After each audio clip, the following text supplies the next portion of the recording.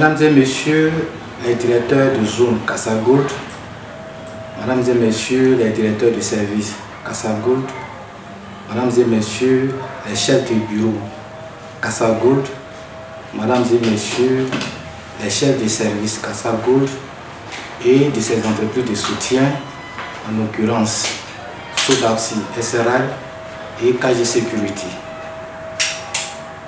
Chers collaborateurs et partenaires, je suis M. Tozandi Galadeni, le manager principal de la société Holding Casa Gold et de cette société de soutien. Alors, nous voici à la porte de l'année 2024 où la possibilité m'est donnée de m'exprimer à vous pour vous souhaiter vraiment les vœux de l'année 2024. Tout d'abord, je voudrais vous remercier pour toute action que vous avez posée dans le progrès, l'avancement de la holding, qui sont aujourd'hui visibles. Ces actions-là sont visibles en 4 points. Le premier point, nous avons mis en place la politique IDE. La politique IDE qui veut dire investissement direct étranger. Alors cette politique, c'était juste pour appeler à l'investissement dans les petites mines. Et cette petite mine est beaucoup critiquée en Côte d'Ivoire et vraiment il y a beaucoup qui ignoraient véritablement l'importance de ce sous-secteur et qui est dynamique pour nous et qui est important, qui contribue efficacement à la réduction du taux de chômage en Côte d'Ivoire et qui est aussi un levier essentiel du développement socio-économique de base à l'échelle régionale.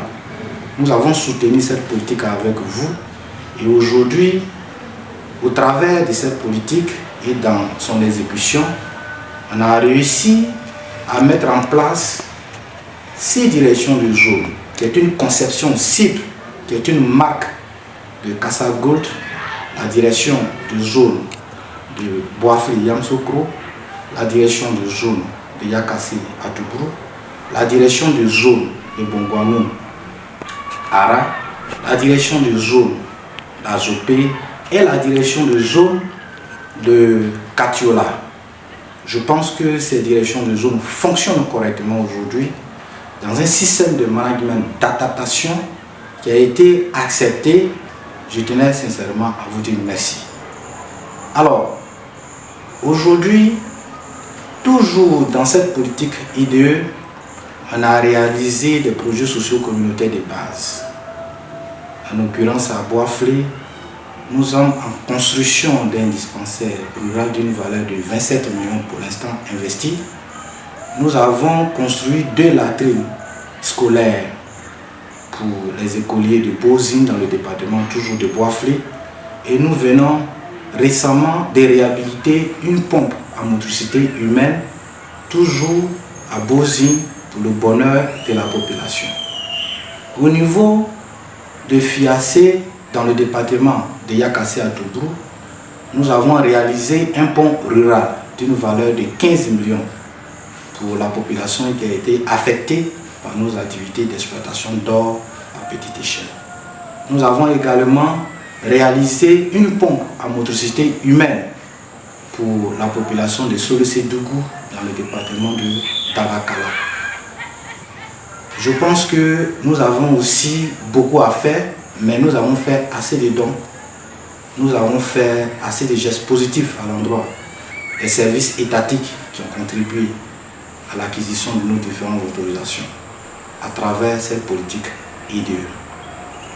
Après IDE, nous avons mis en place un système opérationnel qui est le transfert de connaissances et de la technologie. Alors, nous avons construit pour vraiment adapter cette stratégie sur terrain 4 projets essentiels. Le projet DEMA, qui veut dire le développement minier artisanal. Ce projet-là est tenu par un géologue minier ivoirien et qui est exécuté à 60% par les Ivoiriens et 40% par les étrangers dans un système de coordination parfait. Et aujourd'hui, ce projet est en cours d'exécution. Nous avons mis en place, toujours dans le système de transfert de connaissances, un projet dénommé SOA, le système d'exploitation d'or alluvionnaire, qui est tenu aussi par un géologue minier ivoirien et qui est exécuté à 98% par les nationaux et avec aussi dans un système de coordination certains étrangers qui nous accompagnent dans cette politique de transfert de connaissances à travers l'exploitation semi-mécanisée d'or. Nous avons mis en place un troisième projet qui est essentiel pour le manager principal que je suis, qui est le projet 3RPM. Tu veux dire réhabilitation par le reboisement et la reconversion des parcelles minières exploitées. Ce projet est tenu par les agronomes ivoiriens et qui est exécuté à 99% par les nationaux pour faire face à tout ce qui est qualification environnementale, parce que nous ne serons pas responsables de tout ce qui est bouleversement social si nous on exploite sans tenir compte de tout ce qui est impact de nos activités sur l'environnement. Pour ça, on a développé vraiment, on a fait appel au civisme des agents de Cassagold qui ont exécuté ce projet-là avec 24 hectares de parcelles reboisées en phase pilote. Donc pour nous, les résultats sont conformes à nos attentes. Et le quatrième projet que nous avons mis en place, toujours dans cette stratégie de transfert de technologies et de connaissances, on a mis en place une politique de l'élevage à travers le projet DACI, développement agro-pastoral en Côte d'Ivoire, qui est tenu par un jeune burkinabé et qui est exécuté à 90% aussi par les femmes et les jeunes de la Côte d'Ivoire. Ce projet-là est très intéressant, qui vient compenser les terres immatriculées qui ont des effets sur la communauté d'accueil et donc il deviendra bientôt un projet intégré. Et cela aussi va permettre à ces jeunes d'apprendre auprès de ce jeune burkinabé tout ce qui a trait à l'élevage. Je pense que ce projet-là aussi est à soutenir. Alors, en dehors du transfert de la technologie et de compétences par l'élaboration de ces 4 projets, nous avons aussi mis en place une technique de communication autour de nos activités d'exploitation à petite échelle, l'exploitation d'or à petite échelle. On a réussi ce défi-là parce que nous voulons créer une différenciation nette entre l'orpaillage formel et l'orpaillage illicite. Parce que la Côte d'Ivoire n'a pas la connaissance qu'il y a des Ivoiriens qui sont en train de développer l'exploitation d'or à petite échelle de façon formelle. Il fallait communiquer autour de nos actions, que ce soit la réalisation des projets socio-économiques de base, que ce soit l'exécution des projets tels que je viens de les citer, que ce soit le management d'adaptation qu'on a réussi à développer avec les managers de zone que nous avons nommés pour la gestion de ces directions de zone. Il était important pour nous de mettre en place un système de communication autour de nos activités. Et cela aussi a été un succès et je pense que c'est vraiment très important de vous remercier. Alors, pour atteindre nos objectifs de croissance économique ambitieux, je pense qu'il est important de relever certains défis en 2024, en dehors de ce que nous avons déjà réussi à faire. Ces défis aussi seront résumés en 4 points essentiels. Le premier point, c'est le développement du contenu local. Attendez par là, intéresser les Ivoiriens à l'entrepreneuriat, dans les mines et dans l'agro-pastoral. Nous avons trouvé important de faire la promotion de tout ce qui est biodiversité, qui est vraiment important en Côte d'Ivoire. La Côte d'Ivoire recèle une biodiversité très importante. En l'occurrence, les ressources minières naturelles, les ressources aussi forestières qui sont riches. Et donc, nous allons vraiment développer le contenu local, inciter les jeunes Ivoiriens à l'entrepreneuriat minier à petite échelle, inciter aussi les jeunes à créer des fermes pour leur indépendance financière. En dehors du développement du contenu local, par le développement des projets déjà existants, dont je viens de citer, le projet DEMA, le projet SOA, le projet 3RPM et le projet TACI, nous allons nous concentrer aussi plus à la prise en compte de nos conséquences, des conséquences de nos activités sur l'environnement physique. Ça veut dire que au-delà du reboisement, nous allons mettre en place un projet d'aménagement des sites, un projet de salubrité des bases vie sur nos sites d'exploitation. Il ne suffit pas simplement de reboiser, mais il faut faire en sorte que notre base vie, qui nous sert vraiment du doctorat pour nos projets d'exploitation, que ces bases-là soient nettoyées, ce soit propre. Nous allons écrire ce projet et proposer à nos ingénieurs de sorte que ce projet de salubrité vient compléter le projet de reboisement. Nous allons travailler en corrélation avec les médecins, nos infirmiers, de sorte que en recrutant les jeunes dans les villages d'accueil pour pouvoir nous accompagner dans les collectes des ordures sur les sites et que ces jeunes aussi soient suivis par les médecins, par les infirmiers ivoiriens. Alors, ce projet-là, il est important. Nous sommes en train d'investir avec nos moyens de bord dans l'achat déjà des buts pour fermer ces excavations et aussi reboiser et traiter vraiment de façon saine ces bases vie. Ce sera vraiment le deuxième défi. Le troisième défi, c'est au niveau de ce qu'on appelle la contribution à l'initiative privée. Attendez par là, nous allons donner des possibilités à nos partenaires des institutions étudiantines, des institutions scolaires, de sorte que nos jeunes frères qui sont encore à l'école, dans les universités, viennent apprendre de façon pratique dans notre société ce que c'est que l'entrepreneuriat. Parce qu'il faut compléter la formation théorique, la formation pratique.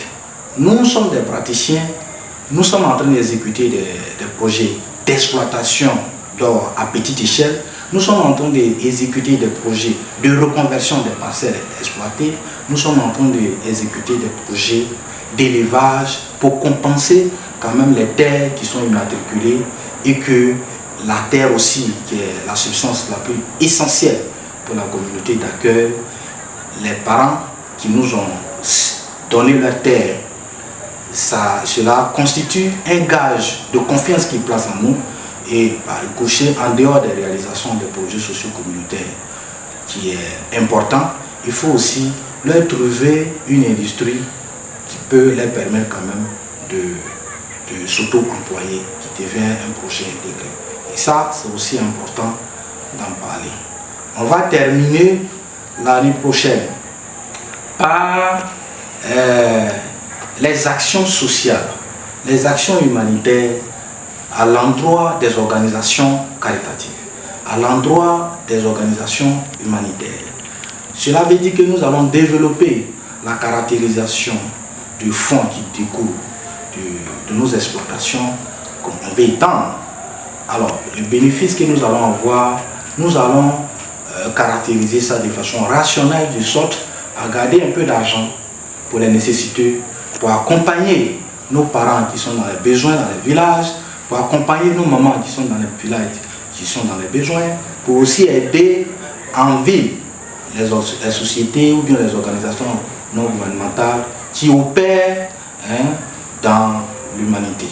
C'est vraiment important qu'on développe ce concept en Côte d'Ivoire pour dire que ceux qui ont la possibilité d'entreprendre et qui arrivent à caractériser, les fonds dont ils obtiennent, ils puissent aussi penser à ceux qui n'en ont pas et ceux qui souffrent. C'était vraiment important que je relève déjà ce défi qui nous attend. Par ailleurs, je voudrais, au-delà de remerciements, vous dire qu'on va poser des actions motivationnelles. Ça veut dire quoi? Nous allons contribuer à l'amélioration des conditions de vie et de travail de nos collaborateurs. Nous allons les aider, nous allons leur attribuer des primes forfaitaires d'encouragement, qui va faire qu'au-delà des contrats qu'ils ont signés, qui définissent clairement les salaires, nous allons aussi les accompagner avec des primes pour les aider. C'est vraiment important et je pense qu'à partir de janvier, déjà, dans le premier mois de l'année 2024, nous allons élaborer des décisions pour clarifier déjà les portées de ces primes et les contenus de ces primes. Je voudrais vous dire merci. Merci à tous nos partenaires qui nous ont soutenus durant toute l'année.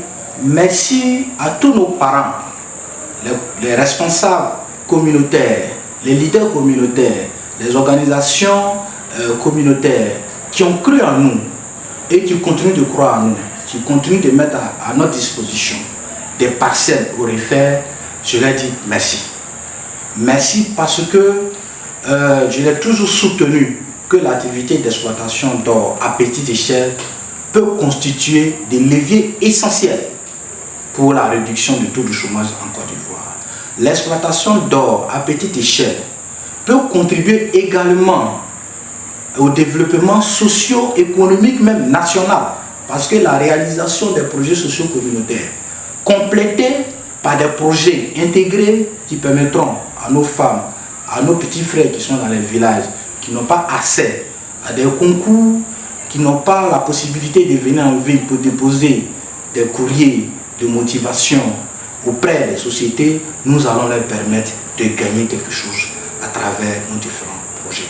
Je suis vraiment très heureux de vous dire tout ça et de permettre à ce que Dieu nous accompagne et que les difficultés soient transformées en bonheur pour nos collaborateurs et pour nos partenaires. Et que Dieu fasse en sorte que la paix, la sérénité d'esprit soit dans vos foyers et que vive la société Kassagor. Je vous remercie.